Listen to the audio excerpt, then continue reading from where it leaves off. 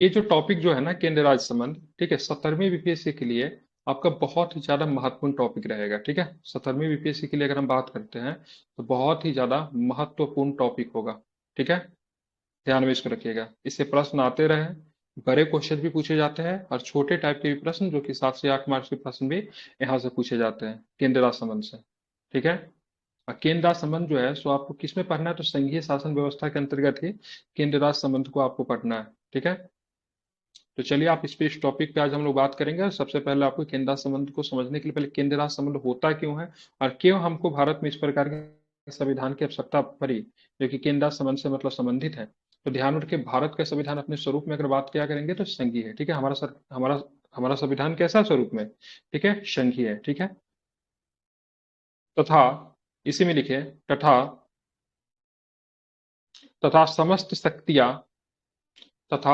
शक्तियां विधायी, कार्यपालक और वित्तीय, ठीक है, तथा समस्त शक्तियां,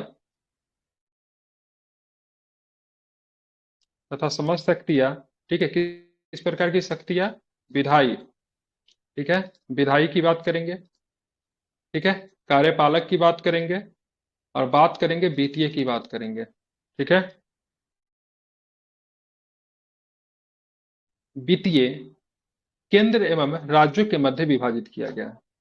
मतलब जितनी भी शक्ति है, चाहे विधायी शक्तियां हो, चाहे कार्यपालिका की शक्ति हो या फिर वित्तीय की शक्ति हो, सभी के सभी शक्ति केंद्र और राज्य के बीच में विभाजित किया गया। बोलोगे सर कैसे, तो आप देखेंगे केंद्र का अपना विधायी शक्ति है, राज्य का अपना है।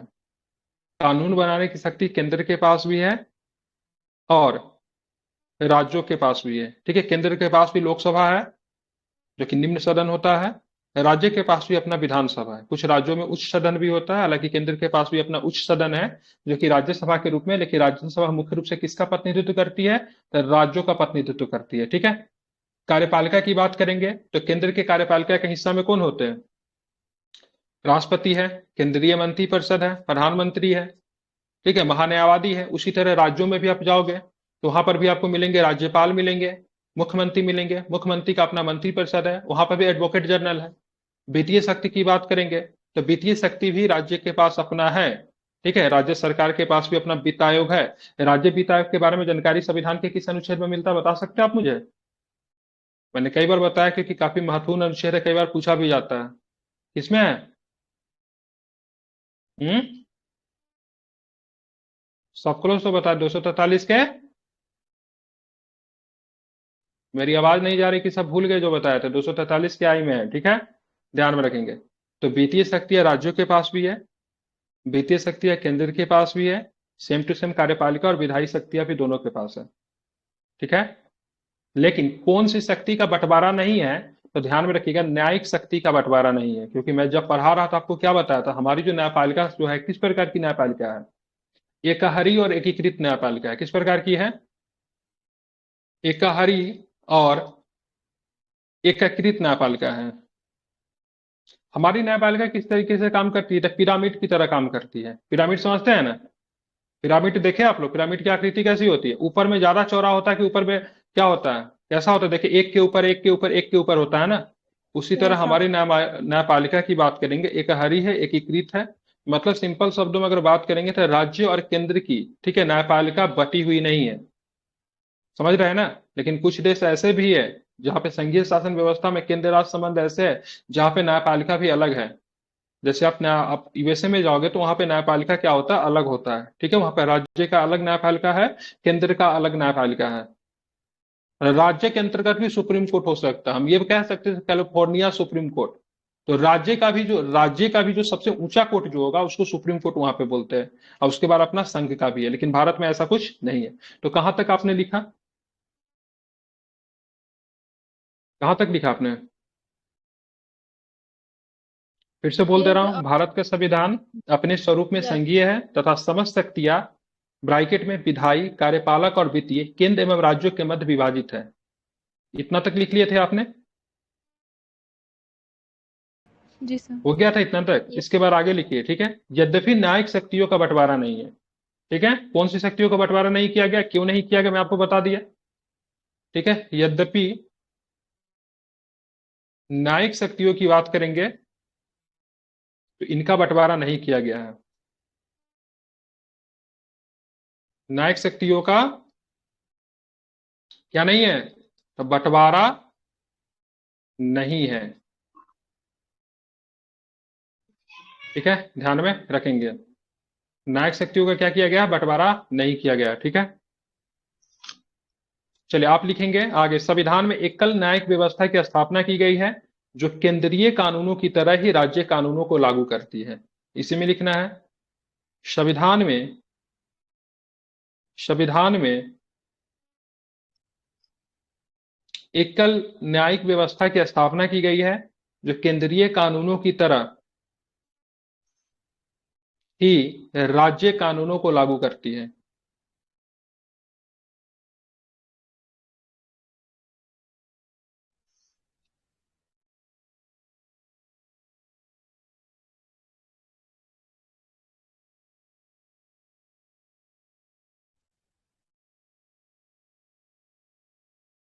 ठीक है, लिख लिया आपने।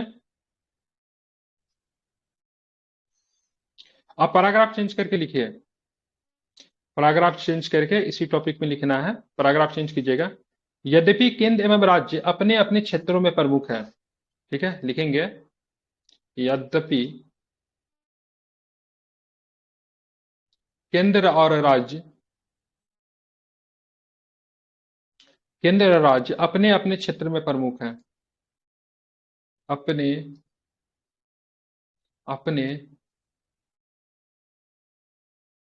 क्षेत्र में क्या है, प्रमुख है। क्षेत्रों में, सॉरी क्षेत्र में नहीं, क्षेत्रों में क्या है, प्रमुख है। तथापि, तथापि संघीय तंत्र के प्रभावी कार्यान्वयन को सुनिश्चित करने के लिए, संघीय तंत्र के, संघीय तंत्र के कार्यान्वयन को सुनिश्चित करने के लिए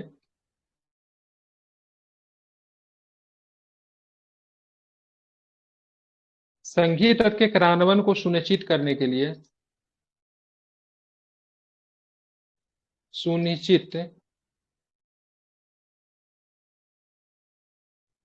सुनिश्चित करने के लिए इनके मध्य अधिकतम सहभागिता एवं सहकारिता आवश्यक है। करने के लिए इनके मध्य, इनके मध्य अधिकतम सहभागिता एवं सहकारिता आवश्यक है। सहकारिता क्या होता है, हमने सहकारी संघवाद पीछे के क्लास में बता दिया। अगर जिनकी जानकारी नहीं, आप पीछे के क्लास जाके रिवाइज कर सकते हैं। उसमें सहकारी संघवाद क्या होता है, हाइब्रिड संघवाद क्या होता है, ठीक है, केंद्रीय संघवाद क्या होता है, सब मैंने बताया, अच्छे से एक्सप्लेन किया। ठीक है, सुनिश्चित करने के लिए इनके मध्य अधिकतम सहभागिता एवं सहकारिता आवश्यक है। अधिकतम सहभागिता और सहकारिता आवश्यक है। सहकारिता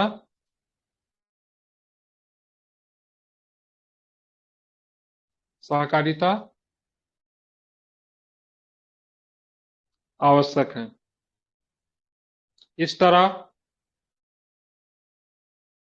इस तरह संविधान ने केंद्र राज्य संबंधों को लेकर विभिन्न मुद्दे पर, ठीक है, व्यवस्था स्थापित की है।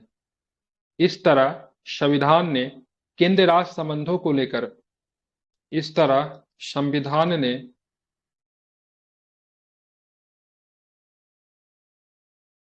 केंद्र राज्य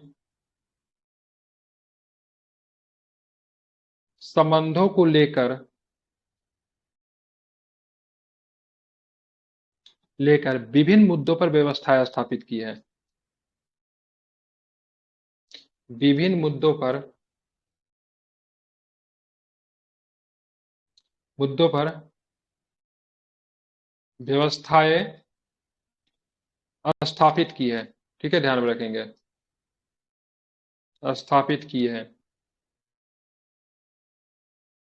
चलो अब एक माइंड मैप बनाना है, ठीक है। ये क्या करना है, एक माइंड मैप बना के चीजों का आपको दर्शानी है। तो आप क्या करो, लिखो, यहाँ पे लिखेंगे एक टॉपिक, यहाँ पे देखिए, केंद्र, केंद्र एवं राज्यों को, राज्यों के संबंध में, संबंधों में, केंद्र एवं राज्यों के संबंधों का अध्ययन, का अध्ययन,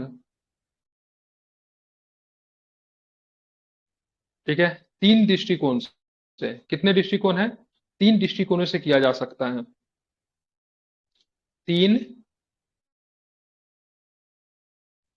दृष्टिकोणों से कर सकते हैं हम लोग, ठीक है, तीन दृष्टिकोणों से किया जा सकता है। और तीन दृष्टिकोण क्या है, हम, ये टॉपिक है आपका, ठीक है। तीन दृष्टिकोण मैंने ऑलरेडी पहले भी मतलब बताया, ठीक है। इसको क्या कीजिए, अंडरलाइन करके, ठीक है, और यहाँ से मतलब निकाल के लिख दीजिए। पहला दृष्टिकोण की बात करेंगे तो विधायी संबंध, कौन सा है, कौन सा संबंध है, पहला संबंध की बात करेंगे तो केंद्र राज्य के बीच में कौन सी संबंध, विधायी संबंध, ठीक है। दूसरा की बात करेंगे तो कौन सा हो जाएगा, प्रशासनिक संबंध, ठीक है, प्रशासनिक संबंध हो जाएंगे, ठीक है। और तीसरा जो स्तर जो है आपका केंद्र राज्य के बीच में, कौन सा, वित्तीय संबंध है, ठीक है, क्या होंगे, वित्तीय संबंध है, ठीक है, वित्तीय संबंध की बात करेंगे तो ये तीसरे नंबर पे आता है, ठीक है।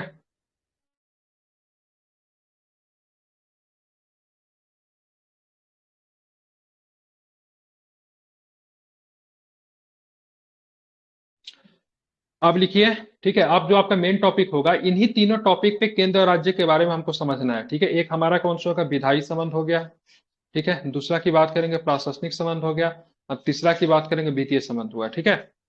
इतना होगा, केंद्र राज्य संबंध को हम लोग अच्छे से समझ लेते हैं। फिर बिहार के संदर्भ में केंद्र राज्य संबंध को प्रभावित करने वाले क्या क्या कारक है, और पास्ट में कौन सी घटनाएं हुई है जो कि मतलब बिहार और मतलब केंद्र के बीच में मतलब कुछ बातें हैं जो रह गई है, उसके बारे में हम लोग क्या करेंगे, अगले क्लास में देखेंगे। बिहार को प्रभावित किस प्रकार से, केंद्र राज्य संबंध से किस प्रकार बिहार भी जो है प्रभावित हुआ है, ठीक है।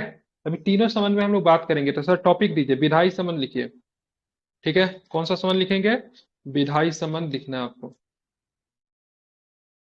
विधायी संबंध क्या हो जाएगा, ये आपका मेन टॉपिक है, इसको लिखना शुरू कीजिए, विधायी संबंध।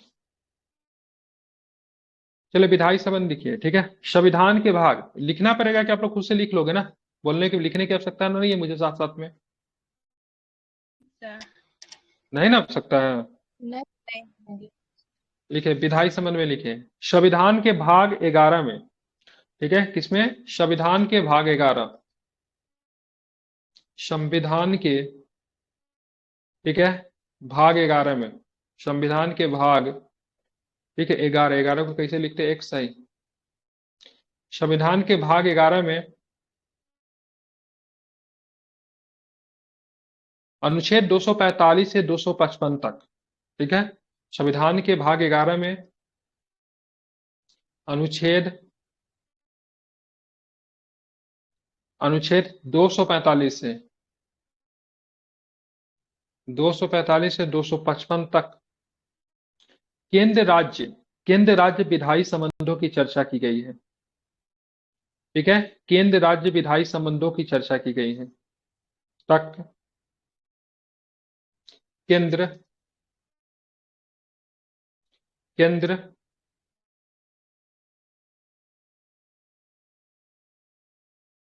केंद्र राज्य विधायी संबंधों की चर्चा की गई है,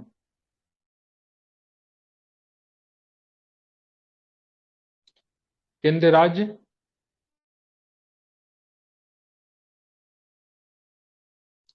विधायी संबंधों की चर्चा की गई है,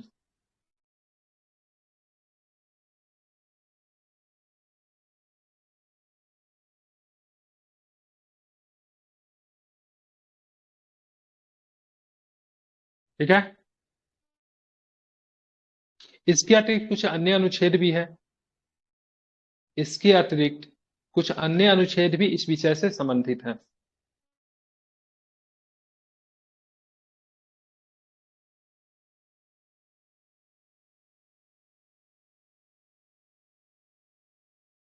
चलिए, इसी टॉपिक में लिखना है, पैराग्राफ चेंज कीजिए। इसी में पैराग्राफ चेंज करके लिखिए। किसी अन्य संघीय संविधान की तरह, किसी अन्य संघीय संविधान की तरह, किसी अन्य संघीय संविधान की तरह भारतीय संविधान भी केंद्र एवं राज्यों के बीच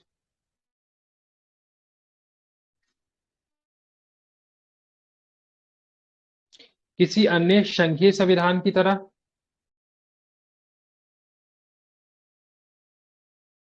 किसी अन्य संविधान की तरह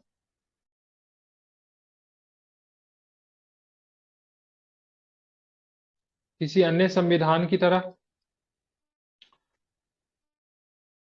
भारतीय संविधान भी केंद्र एवं राज्यों के बीच उनके क्षेत्र के हिसाब से विधायी शक्तियों का बंटवारा करता है। किसी अन्य संघीय संविधान की तरह भारतीय संविधान भी केंद्र एवं राज्यों के बीच उनके क्षेत्र के हिसाब से विधायी शक्तियों का बंटवारा करता है।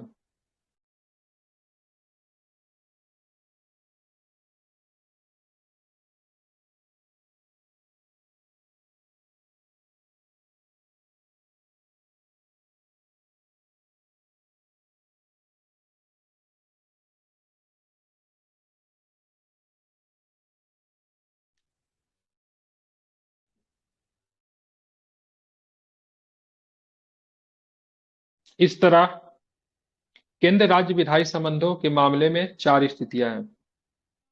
इस तरह केंद्र राज्य, ठीक है, इस तरह केंद्र राज्य विधायी संबंधों के मामले में चार स्थितियां हैं। और चारों स्थिति क्या है? तो चारों स्थिति में आप लोग ऐसे करके बुलेट पॉइंट बना के लिखेंगे। केंद्र और राज्य, केंद्र और राज्य विधान के सीमांत क्षेत्र, केंद्र और केंद्र और, ठीक है, राज्य विधान के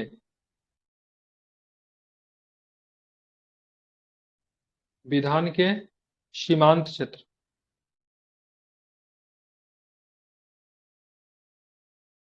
सीमांत क्षेत्र।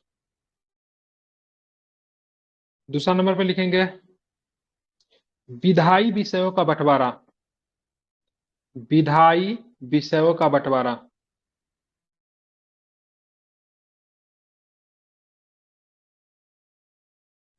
विधायी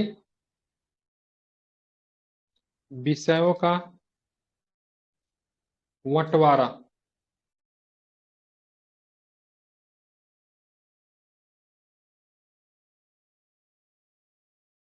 राज्य क्षेत्र में संसदीय विधान, राज्य क्षेत्र में संसदीय विधान,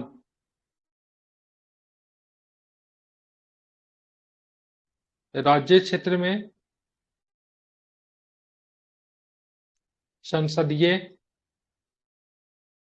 विधान, ठीक है। उसके बाद लिखेंगे एक और, राज्य विधान पर केंद्र का नियंत्रण, राज्य विधान पर केंद्र का नियंत्रण, ठीक है। ये सारे कारण जो है, ठीक है, ये केंद्र एवं राज्य के संबंध को प्रभावित करते चार स्थिति है, जिसकी वजह से केंद्र एवं राज्य क्या होते हैं, प्रभावित होते हैं।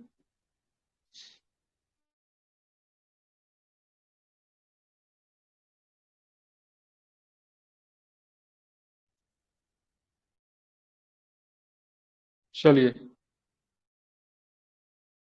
अब इसमें जो सबसे जो पहला टॉपिक जो है,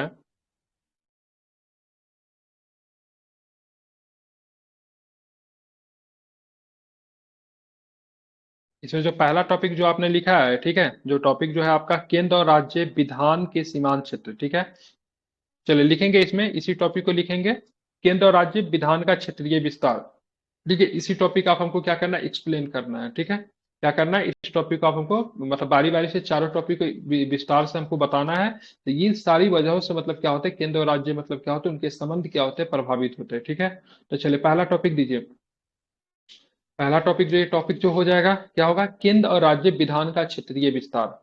केंद्र और राज्य विधान का क्षेत्रीय विस्तार मतलब किस प्रकार से केंद्र के द्वारा कानून बनाया गया जो कानून जो होता है, राज्य के द्वारा बनाया गया कानून जो होता है किस प्रकार से विभाजित होती है। ठीक है, अगर केंद्र अगर किसी प्रकार के कानून को बनाता है तो सारे राज्यों पे क्या होता है, कानून लागू होता है। ठीक है, लेकिन राज्य अगर कानून अगर बनाएगी तो केवल उस राज्य के सीमा भर के अंदर ही मतलब वो कानून लागू होती है। ठीक है, जैसे बिहार सरकार ने क्या किया, शराबबंदी किया। ठीक है, कानून बनाकर शराबबंदी किया, तो बिहार में शराबबंदी, अन्य राज्यों में शराब तो चालू है। लेकिन अगर भारत सरकार अगर शराबबंदी कर देती तो सारे राज्यों में एक साथ मतलब क्या हो जाता है, लीकर बैन हो जाता। ठीक है, अगर भारत सरकार अगर संसद के द्वारा अगर इस प्रकार का कानून अगर बनता तो ठीक है, तो दोनों की कानून बनाने की शक्ति की बात करेंगे, दोनों के पास तो है, लेकिन दोनों की कानून बनाने की शक्ति में क्या होता है, बहुत ही अधिक अंतर होता है। तो टॉपिक आपका होगा केंद्र और राज्य विधान का क्षेत्रीय विस्तार। केंद्र और राज्य विधान का क्षेत्रीय, ठीक है, क्षेत्रीय विस्तार। ठीक है, चलिए इसमें लिखना शुरू कीजिए। पहले इस टॉपिक का भूमिका लिख दीजिए। उसमें लिखिए, संविधान ने केंद्र और राज्यों को प्रदत्त शक्तियों के संबंध में, संविधान ने केंद्र और राज्य को प्रदत्त, मतलब प्रदत्त का मतलब प्राप्त। ठीक है, ऐसे लिखेंगे, थोड़ा अच्छा लग रहा है। संविधान ने केंद्र और राज्यों को प्रदत्त शक्तियों के संबंध में स्थानीय सीमाओं को लेकर विधायी संबंधों को निम्नलिखित तरीके से परिभाषित किया है।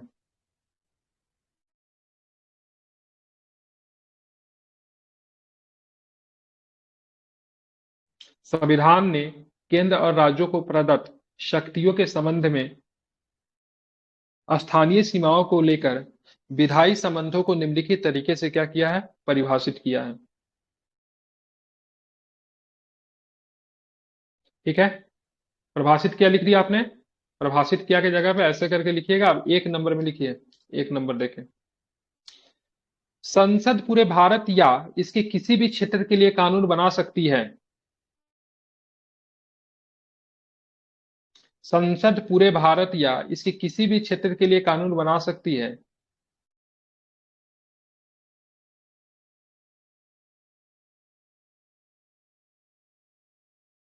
संसद पूरे भारत या इसके किसी भी क्षेत्र के लिए कानून बना सकती है। भारत क्षेत्र में, ठीक है, यहाँ पे उसके बाद लिखना है भारत क्षेत्र में राज्य शामिल है। भारत क्षेत्र में राज्य शामिल है। केंद्र शासित राज्य और किसी अन्य क्षेत्र को भारत के क्षेत्र में माना जाता है। मतलब दैट मीन संसद अगर कोई कानून अगर बनाती है तो पूरे भारत के लिए बना सकती है या फिर किसी अन्य क्षेत्र के लिए बना सकती है। ठीक है, किसी भी क्षेत्र के लिए बना सकती है। किसी भी क्षेत्र के लिए दैट मीन्स बनाने का मतलब है संसद चाहे तो किसी बिहार राज्य के लिए प्रॉपर कानून बना सकती है, किसी केंद्र शासित प्रदेश के लिए भी कानून बना सकती है। तो यहाँ पे इसलिए मैंने बता दिया, यहाँ पे जो शब्द जो लिखा हुआ है किसी भी क्षेत्र के लिए, तो भारत के क्षेत्र में कौन शामिल है, तो भारत क्षेत्र में राज्य शामिल है, केंद्र शासित राज्य और किसी अन्य क्षेत्र को भारत के क्षेत्र में माना जाता है। ठीक है, फिर से लिख पा रहा हूं, संसद पूरे भारत या इसके किसी भी क्षेत्र के लिए कानून बना सकती है। भारत क्षेत्र में राज्य शामिल है, केंद्र शासित राज्य और किसी अन्य क्षेत्र को भारत के क्षेत्र में माना जाता है। ठीक है, दूसरा नंबर में लिखेंगे, दूसरा नंबर पॉइंट में लिखिए, राज्य विधानमंडल पूरे राज्य या राज्य के किसी क्षेत्र के लिए कानून बना सकता है। राज्य विधानमंडल भी पूरे राज्य के लिए बना सकता है या फिर राज्य के किसी क्षेत्र के लिए कानून बना सकता है।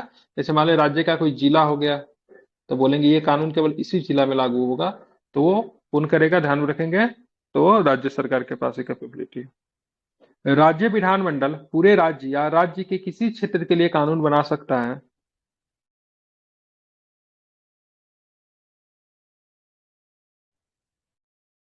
ठीक है, राज्य विधानमंडल पूरे राज्य या राज्य के किसी क्षेत्र के लिए कानून बना सकता है। राज्य विधानमंडल द्वारा निर्मित कानून को राज्य के बाहर के क्षेत्रों पे लागू नहीं किया जा सकता। मतलब कोई राज्य अगर कानून बनाती है तो वह कानून केवल उस राज्य के लिए होगा। ठीक है, किसी अन्य राज्य पे, मतलब राज्य के बाहर का जो राज्य है, मतलब राज्य के बाहर की सीमा के क्षेत्रों पे लागू नहीं होता है।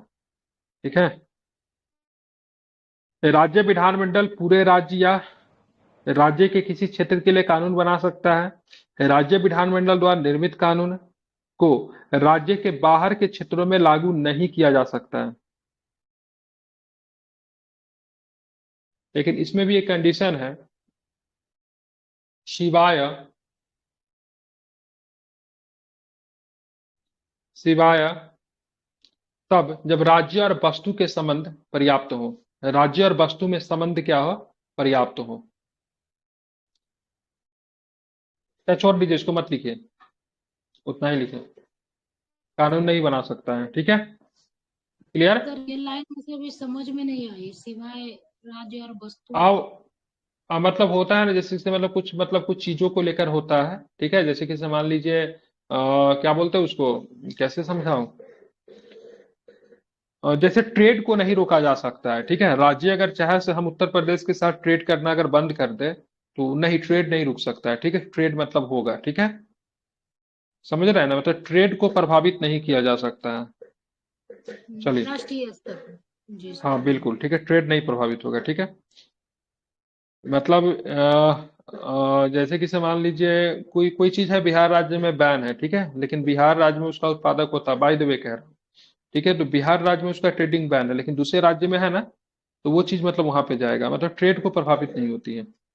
तीसरा नंबर पॉइंट लिखिए, केवल संसद अकेले अतिरिक्त क्षेत्रीय विधान बना सकती है। केवल संसद अकेले अतिरिक्त क्षेत्रीय विधान बना सकते हैं। क्षेत्र में कौन शामिल होगा, इसलिए मैंने क्षेत्र का परिभाषा लिखा दिया था। क्षेत्र में कौन शामिल होगा? भारत के राज्य, ठीक है, एवं केंद्र शासित प्रदेश, सबके सब क्षेत्र में शामिल होंगे। लेकिन संसद जो है ना, इस क्षेत्र के अलावा भी अतिरिक्त कानून बना सकती है। मतलब अगर कोई विदेश में रहने वाला भारतीय नागरिक है, उनके लिए भी संसद कानून बना सकती है। समझ रहे हैं ना?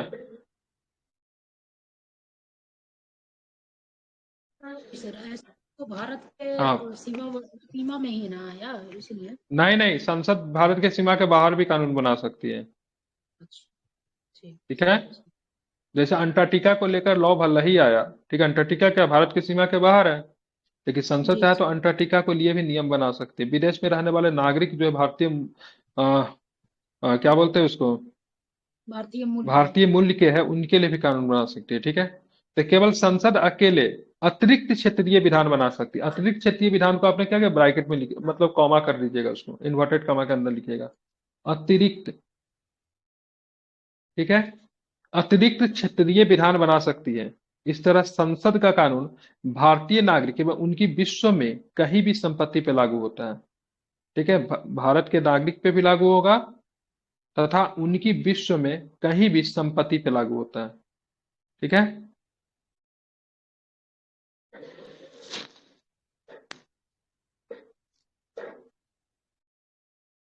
देख लिया आपने?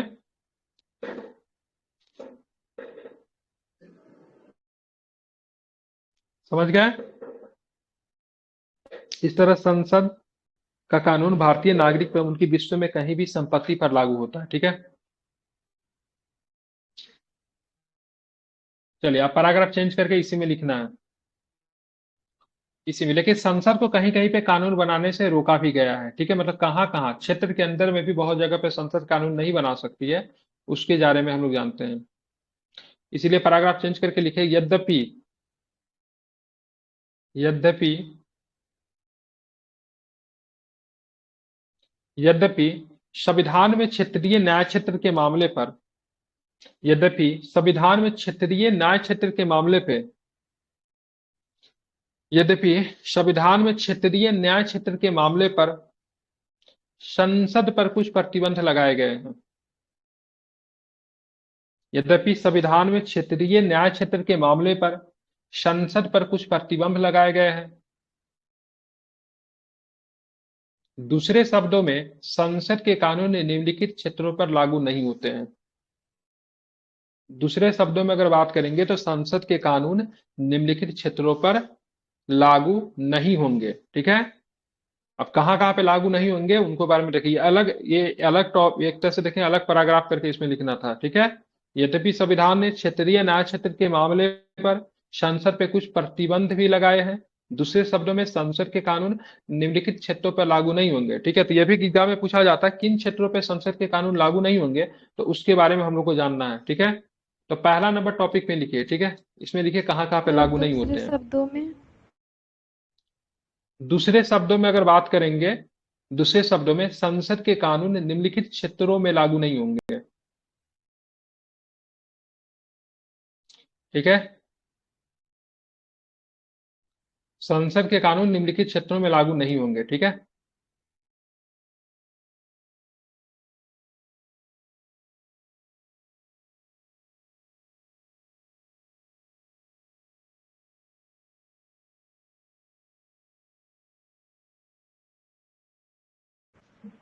हो गया सर। ठीक है, लिख लिया आपने। चलिए एक नंबर में लिखिए, राष्ट्रपति 5 केंद्र शासित क्षेत्रों में। ठीक है, राष्ट्रपति 5। ठीक है, कितने केंद्र शासित प्रदेश है? 5। राष्ट्रपति 5 केंद्र शासित क्षेत्रों में शांति, उन्नति एवं अच्छी सरकार के लिए नियम बना सकती है।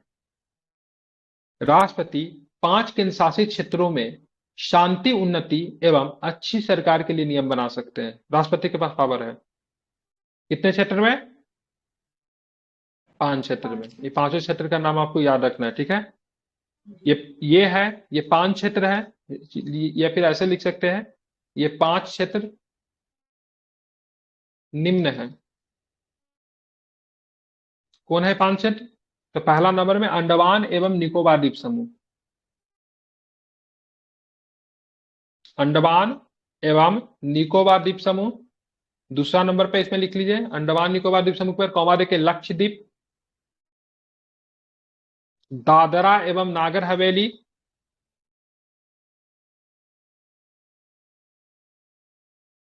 जो कि साथ दमन दीव अब मिल गया ना,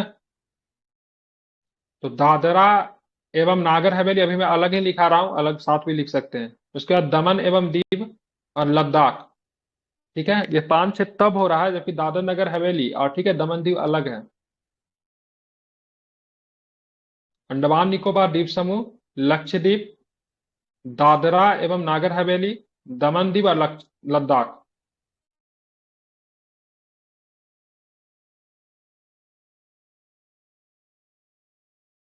चलिए आप लिखेंगे इसी में लिखना है राष्ट्रपति के द्वारा बनाया गया,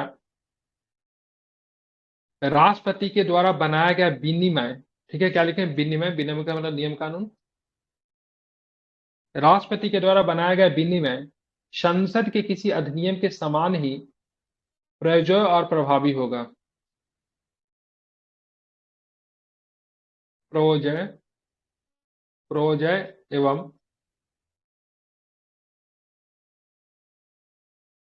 प्रभावी होगा।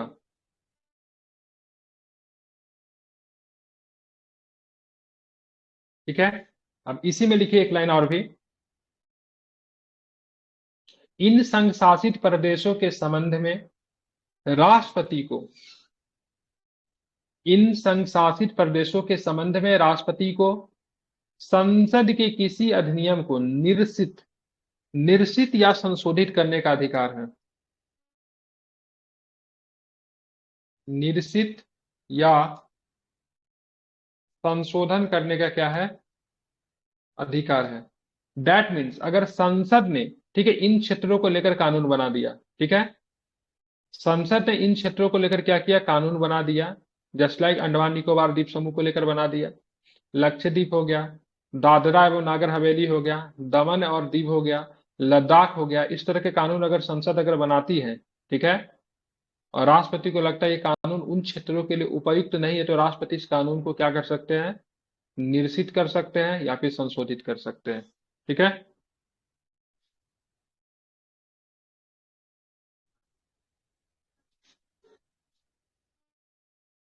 समझ गए? चलिए अब दूसरा नंबर टॉपिक इसमें लिखिए। 6 आदमी के लिए 1 घंटा का समय मेंस के क्लास में बंद कर दूंगा मैं। ठीक है, कोई पढ़ते नहीं है घर से और कोई वो भी नहीं करते, टॉपिक भी मतलब बना के नहीं देखते, यूट्यूब पे व्यूज भी नहीं होता है, तो इससे अच्छा प्रीलिम्स नजदीक आ गया, प्रीलिम्स के पॉइंट ऑफ व्यू से क्लास शुरू कर दूंगा।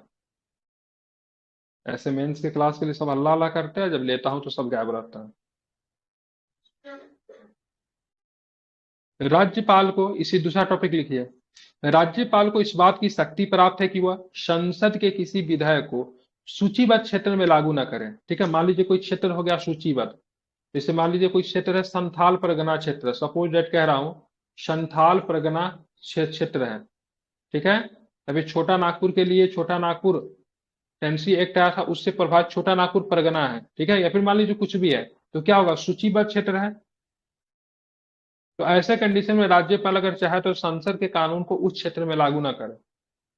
ठीक है, तो राज्यपाल को इस बात की शक्ति प्राप्त है कि वो संसद के किसी विधेयक को सूचीबद्ध क्षेत्रों में लागू ना करे। ठीक है, ध्यान रखिए, क्षेत्र कैसा होना चाहिए, सूचीबद्ध होना चाहिए। ठीक है,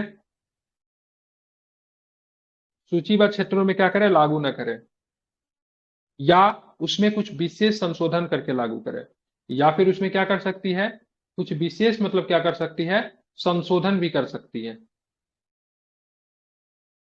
या उसमें कुछ विशेष संशोधन कर लागू करे।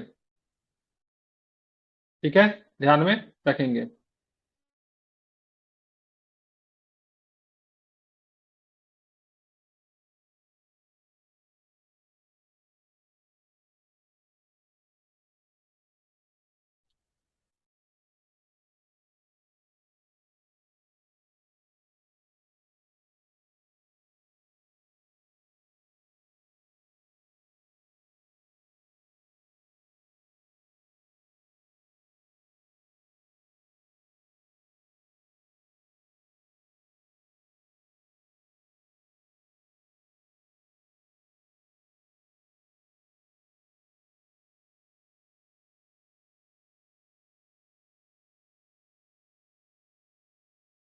ठीक है,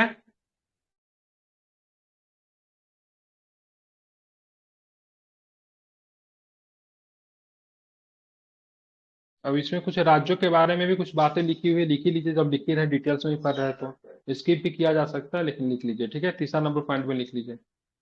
असम का राज्यपाल, असम का राज्यपाल, असम का राज्यपाल संसद के किसी विधायक को, असम का राज्यपाल संसद के किसी विधायक को जनजातीय क्षेत्र में, ये स्माइल को देख लीजिए, मेंस का क्लास नहीं होगा, 3 बार मैसेज करिए कि सर क्लास होगा कि नहीं होगा, जब होगा तो गायब रहेगी। ठीक है, कट कट जा रहा असम है। का, कटकट जा रहा है, बहाना बनाती है। नहीं सर, असम बहाना नहीं। का राज्यपाल संसद के किसी विधायक को जनजातीय क्षेत्र, ठीक है, जनजातीय क्षेत्र ब्रैकेट में लिख दीजिएगा, स्वायत्त जिला, स्वायत्त जिलों, सर इनर लाइन वाला जो क्षेत्र है क्या वो? ना, इनर लाइन पर भी दूसरा चीज होता है। ठीक है, असम का राज्यपाल संसद के किसी विधायक को जनजातीय क्षेत्र, स्वायत्त जिले, ठीक है, जहां पे प्रशासन चलाने की उनका अधिकार होता है, वहां पे ना उनको प्रशासन चलाने का अपना अधिकार होता है। कुछ जनजातीय क्षेत्र में उनका अपना प्रशासनिक अधिकार होता है, वो अपने प्रशासन को अपने हिसाब से चला सकते हैं, उनको बोलते हैं स्वायत्त जिले। ठीक है, तो असम का राज्यपाल संसद के किसी विधायक को जनजातीय क्षेत्र, स्वायत्त जिलों में प्रयोज्य न कर, प्रयोज्य, ठीक है, मतलब लागू ना करना, ठीक है, प्रयोज्य न कर, या कुछ विशिष्ट परिवर्तनों के साथ लागू कर सकता है, या फिर लागू ही नहीं करेगा, या फिर मतलब क्या करेगा, उसको संशोधन करके लागू करेगा।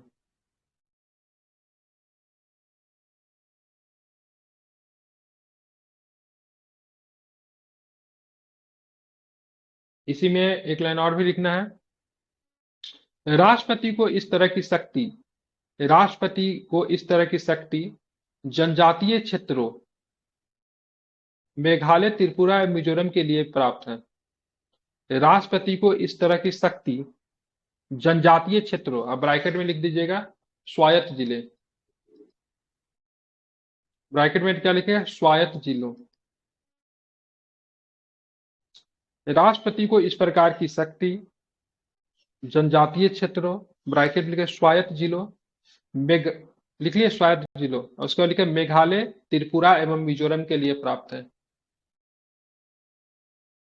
मतलब सिंपल शब्दों में अगर बात करें, ठीक है, संसद अगर किसी प्रकार के कानून को बनाती है तो अगर राष्ट्रपति चाहे तो इन कानून को मेघालय में, त्रिपुरा में, मिजोरम में लागू ही नहीं करने दे, या फिर संशोधन के साथ उनको इन क्षेत्रों में लागू करें, ताकि इन लोगों की जो जनजातीय हित है वो कि बिल्कुल अलग है ना भाई। संसद जो कानून बनाती है सबके लिए कानून बनाती है, लेकिन क्या है ये लोग डिफरेंट है, अलग है, तो इनके हित प्रभावित ना हो। ठीक है, हो गया। ये पहला टॉपिक जो था, कौन सा टॉपिक था, वो कंप्लीट हो गया। 4 टॉपिक पढ़ाना है ना। अब दूसरा टॉपिक जो है हम लोग का, कौन सा टॉपिक है, विधायी विषयों का बंटवारा।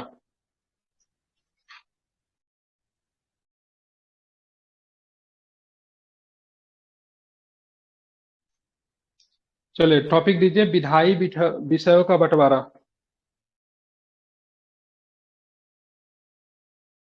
दूसरा नंबर टॉपिक क्या है, विधायी, ठीक है, विधायी विषयों का, विधायी विषयों का बंटवारा।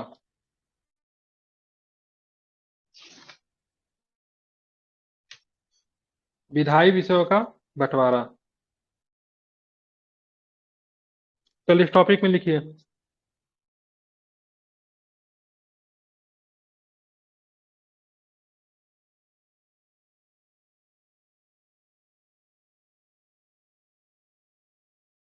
संविधान के 7वीं अनुसूची में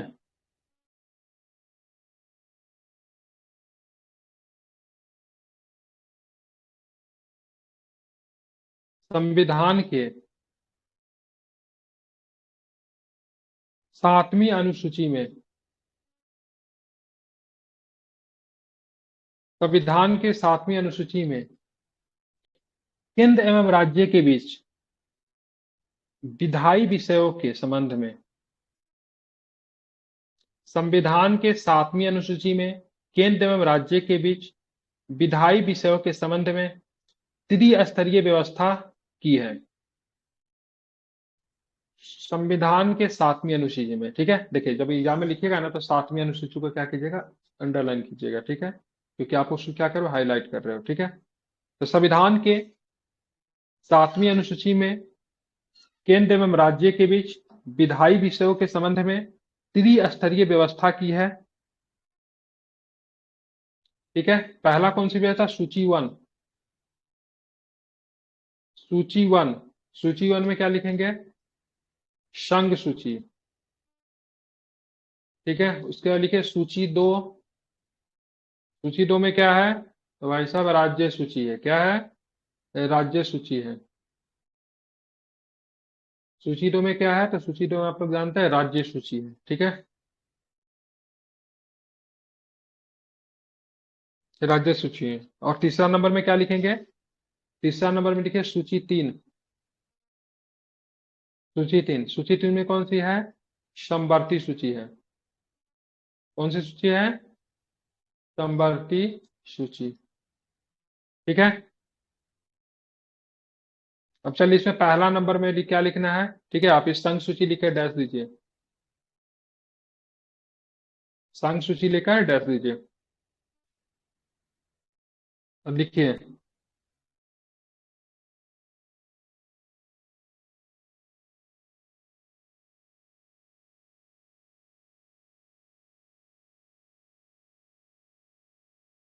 संघ सूची में लिखिए,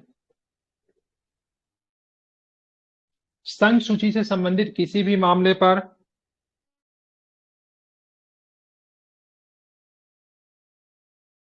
संघ सूची से संबंधित किसी भी मामले पर कानून बनाने की कानून बनाने की विशिष्ट शक्ति संसद को प्राप्त है।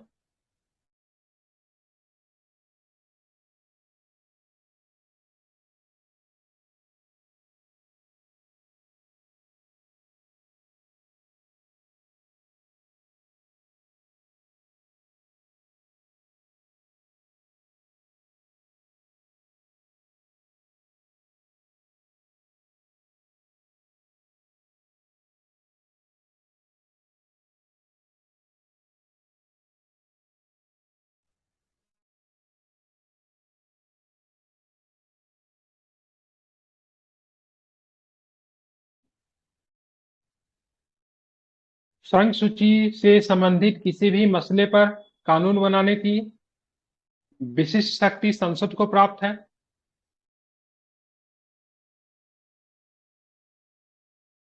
इस सूची में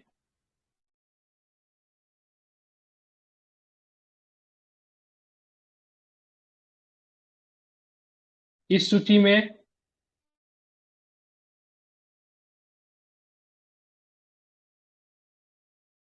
आवाज आ रही है? जी जी सर। सर। इस सूची में मूलतः, ठीक है, इस सूची में मूलतः 97 विषय थे, अभी वर्तमान में 100 है। 100 है ना संघ में? ठीक है, मैं अपने मन से लिखा रहा हूं, ठीक है, देख लीजिएगा, आई थिंक 100 ही होगा, ठीक है। अगर गलत हो तो इसको सही कर लीजिएगा। इस सूची में इस सूची में मूलतः 97 विषय थे, अभी वर्तमान में 100 विषय है। 100 विषय है। अब लिखेंगे कुछ प्रमुख विषय। कुछ प्रमुख विषय कुछ प्रमुख विषय लिखे। रक्षा, डिफेंस, बैंकिंग, विदेश मामले, रक्षा, बैंकिंग, विदेश मामले, मुद्रा। मुद्रा कौन छापेगी? केंद्र सरकार की राज्य सरकार? केंद्र सरकार। पता चलेगा राज्य सरकार मुद्रा छापे तो झारखंड कहेगा मेरा मुद्रा डॉलर डॉलर, वो बोलेगा यूरो, कोई बोलेगा से मेरा दिनार रहेगा, ठीक है। फिर घूमते रहे सब राज्य में लेके, ठीक है। तो क्या है? रक्षा है, बैंकिंग है, विदेश मामले है, मुद्रा है। एक लिखे आणविक ऊर्जा। क्या लिखेंगे? आणविक ऊर्जा। आणविक ऊर्जा किसके पास है? परमाणु ऊर्जा है, फिर आणविक ऊर्जा केंद्र सरकार के पास, जी सर। ठीक है। दूसरा लिखेंगे बीमा। नहीं तो कुछ राज्य ऐसा है ना, उसके पास अगर आणविक विभाग अगर दे दिया जाए तो अपना परमाणु बम बना लेगा और केंद्र सरकार को ही धमकी देगा, हमको अलग करो, नहीं तो मेरे पास क्या है? परमाणु बम है, ठीक है। इसलिए डिफेंस पे अगला केंद्र सरकार क्या करती है? अपने पास रखती है हमेशा। इससे राज्य की क्या बनी रहती है? तो राज्य की अखंडता भी बनी हुई रहती है, ठीक है। गरिमा बनी रहती है। चलिए, जी सर। बिल्कुल अखंडता स्पेशली, ठीक है। नहीं तो राज्य क्या बोले, कभी हो सकता है फिर राज्य बोले हमको अलग करने के लिए, अलग करने की मांग उठती रहती है ना, नहीं उठती रहती? कभी कभी देखिए कुछ विशेष क्षेत्र को अलग करने यहाँ की तो बात आई होती है, है। जैसे बहुत सारे पहले पंजाब के कुछ क्षेत्रों को काट के पंजाब को बोला जाता है इसको अलग से देश बनाया जाए, खालिस्तान टाइप का, ठीक है। तो उससे मान लीजिए राज्य के पास अपनी सेना होती, अपनी आणविक ऊर्जा होती, तो क्या परिस्थिति होती, ठीक है। तो इसीलिए इनको संघ सूची के अंतर्गत रखा गया, क्योंकि सारे के सारे बहुत ही महत्वपूर्ण विषय है। आणविक ऊर्जा के बाद बीमा लिखिएगा, संचार लिखिएगा, केंद्र राज्य व्यापार रखिएगा, ठीक है, ये बहुत इंपॉर्टेंट है। केंद्र राज्य व्यापार को भी संघ सूची में रखा गया है। क्यों रखा गया है? अगर केंद्र राज्य व्यापार को अगर राज्य सूची में रख देंगे तो राज्य आपस में क्या करेंगे? व्यापार करना बंद कर देंगे, ठीक है। बहुत सारे से व्यापार को हमेशा स्वतंत्र रखा गया और केंद्र सूची के अंतर्गत रखा गया केंद्र राज्य व्यापार को। केंद्र राज्य व्यापार एवं वाणिज्य एवं क्या होता है? वाणिज्य। एग्जाम में प्रश्न भी आता है, तो बताइए किस सूची का विषय है? आता है ना, दे देगा, बताओ इसमें से कौन केंद्र सूची का है, कौन संघ सूची का है। उसके बाद लिखेंगे जनगणना। क्या लिखेंगे? जनगणना। उसके बाद लिखेंगे लेखा परीक्षक। लेखा परीक्षा। लेखा परीक्षा कैग की बात करेंगे, राज्य का होता है कि केंद्र का होता है? ये एक विवाद के कारण है केंद्र और राज्य के बीच में, ठीक है। केंद्र और राज्य के बीच में लेखा परीक्षा की विवाद करेंगे, वो भी विवाद का कारण है, ठीक है, क्योंकि केंद्र का होता है, लेकिन जो लेखा परीक्षक जो होता है ना, राज्य की संस्था का भी क्या करता है, परीक्षण करता है। चलिए आप तीसरा दूसरा नंबर पे लिखिए राज्य सूची। दूसरा नंबर में लिखेंगे राज्य सूची।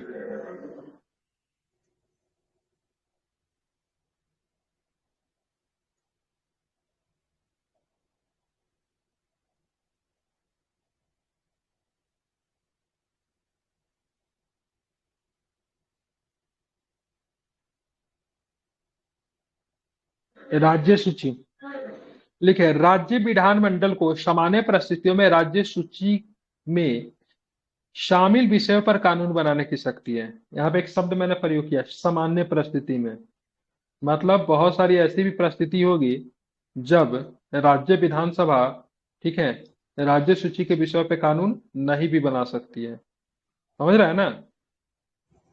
तो बात करूंगा कब नहीं बना सकती है, ठीक है।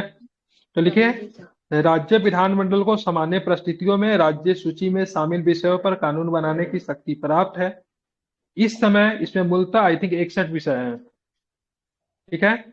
इस समय इसमें 61 विषय है। अब मूलतः लिखिएगा ना, मूलतः ब्रैकेट में लिख दीजिएगा, मूलतः इसमें 66 विषय थे। कितने विषय थे? 66 विषय थे। इस समय इसमें 61 विषय है, मूलतः 66 विषय थे।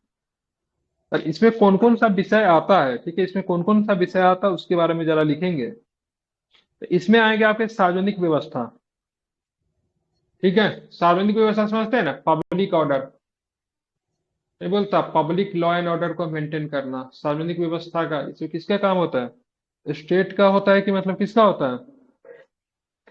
सेंटर का होता है। पब्लिक ऑर्डर मेंटेन करना किसका काम है?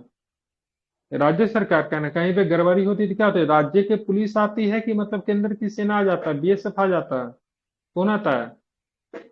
राज्य की पुलिस आती है ना पब्लिक ऑर्डर मेंटेन करने के लिए, केंद्र का सेना तो नहीं आता है। केंद्र का सेना भी आता है जब विशेष परिस्थिति में, जब राज्य जब हाथ खड़े कर देता है, जब उसको लगता है उसे कंट्रोल होने वाला नहीं है, स्थिति मतलब हाथ से निकल गई है, तब केंद्र क्या करता है, अपना पैरा मिलिट्री फोर्स को भेजता है। नहीं, बहुत विशेष परिस्थिति में होता है कि नहीं होता है। तो सार्वजनिक व्यवस्था बनाना, पुलिस हो गया, ठीक है, जन स्वास्थ्य, सार्वजनिक व्यवस्था, पुलिस, जन स्वास्थ्य एवं सफाई, जन स्वास्थ्य एवं सफाई साथ में लिखिएगा। कृषि, कृषि का मतलब खेती, ठीक है, मतलब कृषि से संबंधित कानून कौन बनाएगा?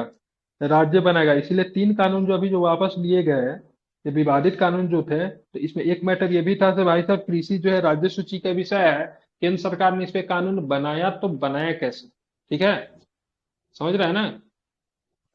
चलिए, तो यहाँ पे लिखेंगे कौन सा है? कृषि। उसके बाद लिखिए जेल।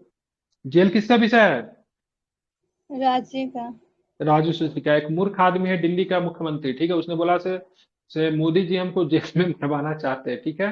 तो उसके बाद मतलब इधर से मतलब राजनाथ सिंह, लेकिन क्या, अमित शाह का स्टेटमेंट गया, उनको बताइए जेल राज्य का विषय है, जेल दिल्ली सरकार के अंतर्गत आती है, दिल्ली सरकार के प्रशासन के अधीन है, केंद्र सरकार उसमें कैसे हस्तक्षेप कर सकती है। इसीलिए किसी भी तरह का स्टेटमेंट देने से पहले पढ़ाई लिखाई भी क्या होता है, जरूरी होता है। जेल किसका विषय है?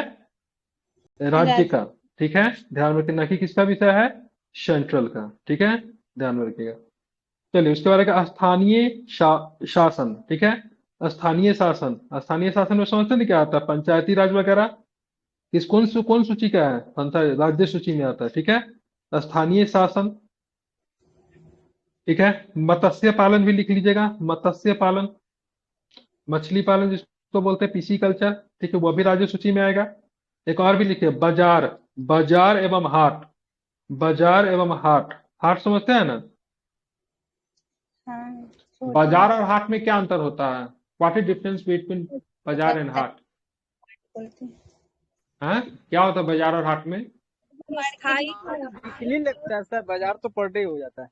कभी कभी जो लगता है। बाजार बाजार बाजार अस्थाई होता है, हाट क्या होता है, एक समय के बाद समाप्त हो जाता है, ठीक है, फिर वो दोबारा लगे, उसका दुकान फिक्स नहीं होता, उसको बोलते हैं हाट गांव में। पेठिया, पेठिया समझते हैं? पेठिया, नहीं। ठीक है, उसी को हाथ और पेठिया बोलते हैं, हमारे यहाँ पेठिया बोलते हैं। पेठिया कोई नहीं समझता है। आज ही सुने हैं इसमें। आज ही सुने, घर में ने पढ़े। ठीक है, ठीक है, हो गया।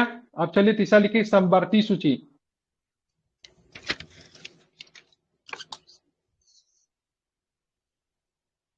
समवर्ती सूची में लिखिए, समवर्ती सूची के संबंध में संसद एवं राज्य विधानमंडल दोनों कानून बना सकते हैं। समवर्ती सूची के विषय में संसद एवं राज्य विधानमंडल दोनों कानून बना सकते हैं।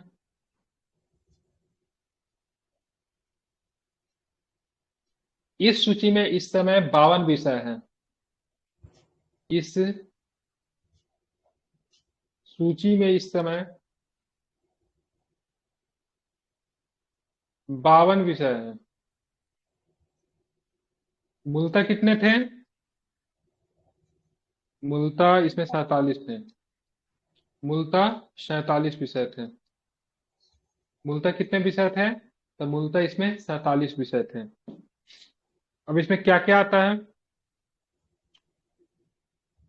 जैसे आपराधिक कानून प्रक्रिया, मतलब आपराधिक कानून को लेकर, ठीक है, केंद्र सरकार भी कानून बना सकती है, राज्य सरकार भी कानून बना सकती है। आपराधिक कानून प्रक्रिया। उसके बाद लिखेंगे सिविल प्रक्रिया। आपराधिक कानून प्रक्रिया के बारे में लिखेंगे सिविल प्रक्रिया। सिविल प्रक्रिया, विवाह एवं तलाक,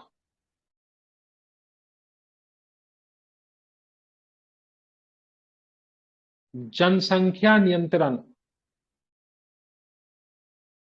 परिवार नियोजन, बिजली। बिजली देखिएगा किसका विषय है? समवर्ती सूची का विषय है बिजली। इसलिए आपके यहाँ जो बिजली जो आएगा उसमें देखिएगा केंद्र सरकार के द्वारा अनुदान, राज्य सरकार के द्वारा अनुदान, दोनों अनुदान रहता है। फिर भी दोनों अनुदान को घटाने के बाद भी बिजली बिल बहुत ज्यादा होता है। ठीक है, समझ गए?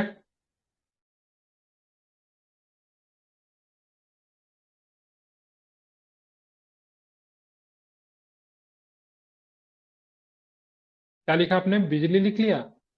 श्रम कल्याण, श्रम कल्याण, ठीक है।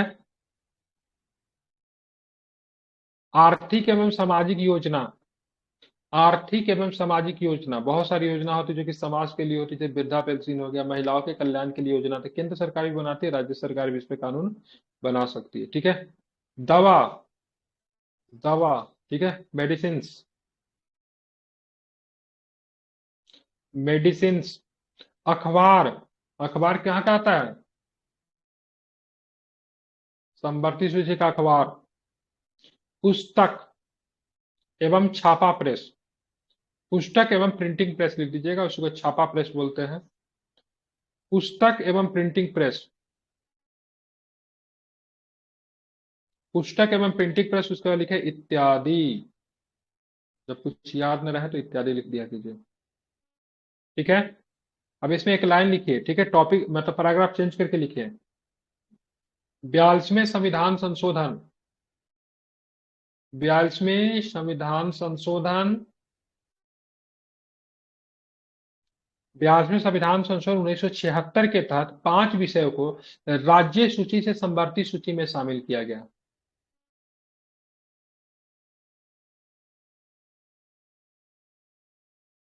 ठीक है,